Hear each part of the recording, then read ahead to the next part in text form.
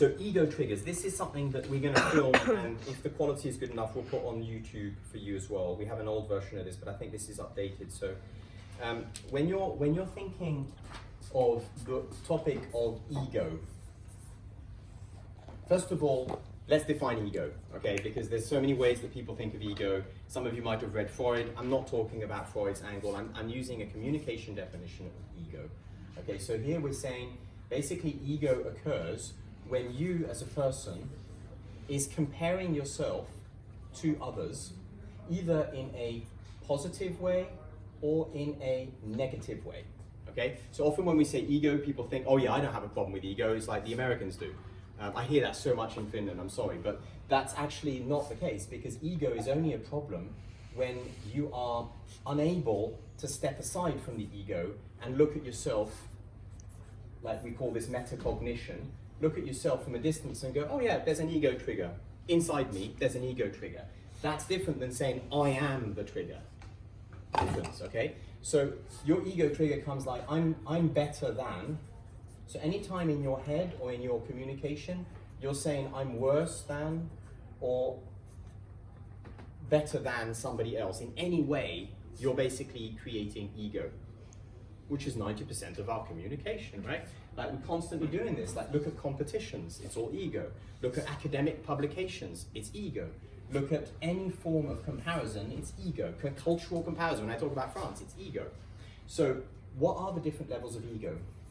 Well, you have the physical ego. Physical ego is things like body, comparing yourself by body. So I might be, I compare myself to Jonas, I have longer hair than Jonas. I could think of that as better or worse. Doesn't matter, it's still ego. I could use, so for example, gender. The construct of gender, if you take it really far, is not just physical, but the idea of body, the idea of, what else is physical egos? Height. Height, yes, absolutely. Body height. So many different physical attributes can be used to compare yourself to others. But then you get to another one, which is the emotional triggers. So that would be typically, I am better than another person because I'm a kind person. I help others, I'm a kind soul, so I'm better than others. Or I'm worse than others because I didn't help out when I should have helped my friend. That's ego. Intellectual ego. Intellectual ego is like when you compare on the basis of your IQ, for example, when people do IQ tests and they go like, I'm slightly higher than you on my IQ test. That's ego. Or, oh, I'm so stupid, I can't do this. That's ego. So remember that ego appears everywhere, and then there's the spiritual ego, which is the one that mostly triggers people and they don't realize it. It's like, for example, if I'm a scientist and my whole way of thinking is based on science, and I think I'm better than others who are not scientists, for example, and then I compare myself and I start to get triggered when somebody's a flat earther who's talking about facts differently. So that's also ego triggering. So anytime you're doing plus or minus on any of these four levels, which by now you're probably feeling that like, oh my God, I can't do without ego. And you're right, you can't. Ego is a vehicle. So if I draw a car, think of your ego as a social vehicle, okay? You need it. The question is how you're going to drive it. Are you driving it like some on the German motorways where you flash your lights and try and get past everybody, or are you driving respectfully and carefully and safely for everybody else? In a conflict, I would highly recommend that you would use your car in a safe way. So your ego is part of the conflict, and your ego is welcome in the conflict. The only problem is when you go home and park that car into the garage of your home, and you go into the garage, the question really is, do you park the car and take selfies with the car all night? Or do you put the car keys in the basket and leave the car in the garage and go home?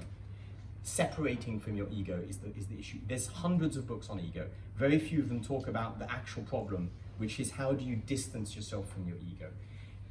Killing your ego is a very dangerous idea. Some people have written books about enemy, the ego is the bad, kill your ego. What happens if you kill your ego? If you completely remove your ego, you become socially absolutely outcast, and we're social creatures. You cannot function socially without an ego. We are always comparing ourselves. It's a good thing. However, the problem occurs when you go to the garage with your ego and you can't separate from it, and you can't look at it objectively and laugh at it. honestly, non-ironically. So the key way of measuring your ego triggers is how are you able to laugh at your ego triggers without it being mockery, irony, or self-harm. If you're able to look at my ego trigger, for example, was hair. I was bullied in school because I had blonde hair when I was a kid in France, and blonde hair is usually, in their world, was not very masculine, and I got bullied, I got gendered, if you like, as a kid. Now I have long hair. I got triggered for 20 years by ego hair, physical ego trigger, belongs to me. The thing is, when I started to realize that I don't have to take my hair so seriously, I was able to go beyond that and actually able to grow my hair without a problem. The problem with ego is that when we take that trigger so seriously that we can't detach from it. Even if I wanted to make a social justice movement for everybody to have long hair, I can't really do it without being triggered. Then I'm in a difficult situation. I'm creating dysfunctional conflicts everywhere I go, and there's no solving that. So I'm giving you a bombshell right now, because the responsibility of your ego triggers is usually not taken.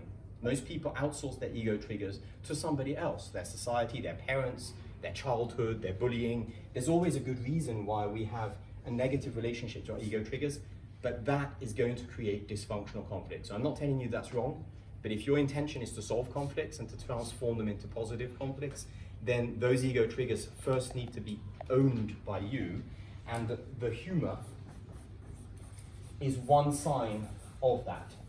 When you are able to smile without it be a defense mechanism of irony, but you're able to look at yourself with your imperfections, your plus and minuses at all those levels, and look at them and go, I'm kind to myself, they're okay, yes, I've got my long hair, yes, I've got my triggers. When you can forgive yourself for those ego triggers, then you're in a position, then you can mediate conflicts. Before that, you are still part of the problem. I'm being quite harsh and caricatural here, but that's an important thing. So when you're looking at your ego triggers, we all have them. This is a journaling exercise for you to do whenever you want, is think about what are the things that trigger you. If you're stuck, I can show you your data and you can see what are the topics that potentially trigger your ego. When you look at those ego triggers, my invitation to you is thinking about how might I talk about those potentially taboo topics for me without being the problem in the conflict, without me being the one who's getting everybody else in a conflict because of my sensitivity on that topic. And we all have them. If the other solution would be that we don't trigger anybody. I've had an HR manager one day who said to me, oh, you can't do trainings unless you don't trigger anybody. That is actually factually impossible, because there are so many ego triggers that you cannot do that. There is no communication situation where not triggering people is possible. Most triggers are just invisible. People don't voice them, it's in their head, and they're like, oh, pass. But they are always being triggered in every possible way. And I've seen triggers that you would not even imagine are triggers for you, that are for some people fundamental problems. So that's the key about ego triggers. And now, what is the thing is, if you take the metaphor of a car, the reason I'm giving you a metaphor of a car is that all of the scientists and the professionals who work on ego distanciation and who look at metacognition, what they're basically telling you is use your language to separate from your ego without killing it. So if your ego is being triggered by anger, or you're feeling anger and you notice there's a trigger about, for example, body. Okay, fine, checking with myself. I have a trigger, it's about body, I'm feeling anger. That's the first problem.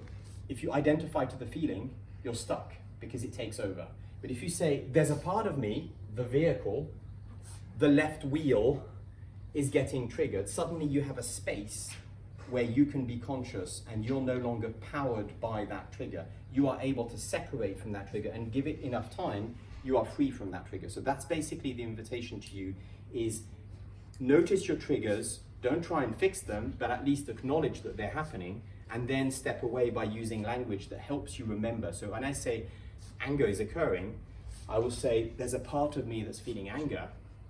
It might seem like a tiny difference to you, but it makes in your head the whole difference between I am anger, overpowered, or I am feeling, a part of me, my vehicle right wheel is feeling anger.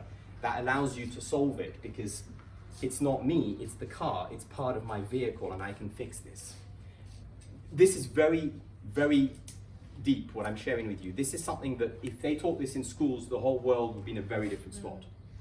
And at the moment, you're kind of in a bubble here of very positive culture. There are cultures out there who absolutely would not want to even hear this topic because they have a vested interest into making everybody responsible for their ego triggers. So this is a deep topic that probably that's the deepest we'll go other than transactional analysis if we go there. So key topic, you, the assumption we're making are bigger than your ego. That's the key. You are not your ego. The ego is just an identity vehicle that you use. That's why we use a cloud on the icon. On the bigger one up there, there's a cloud. And that's why I use the vehicle to remind you that this is just your social enabling vehicle. It is fine. As long as you have a car, how you drive it matters more than what kind of car you have. Any questions?